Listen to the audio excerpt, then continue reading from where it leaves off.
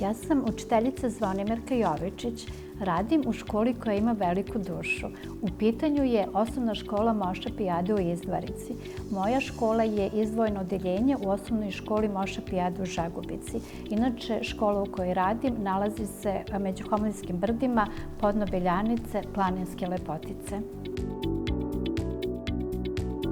Za ovu prestižnu nastavničku nagradu predložila me je meni najdraža koleginica. U pitanju je moja ćerka. Ona voli da kaže da je pored sebe imala uzora vrednog pažnje.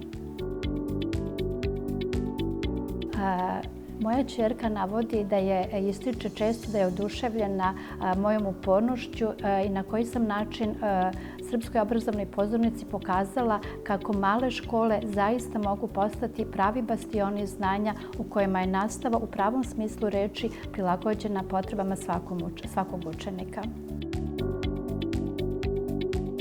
Uzore nalazim među ljudima koji tragaju za znanjem i koji su majstori svoje nastavničke profesije. Naročito me oduševljava način na koji oni prenose znanja deci.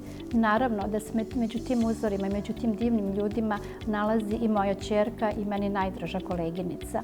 Zahvaljujući njoj svoju nastavu obogatila sam savremenim pristupima i metodama učenja. Ipak, najdublju inspiraciju i motivaciju za rad donose mi i moji učenici, njihova radoznalost, njihova pitanja i iskra u njihovim očima.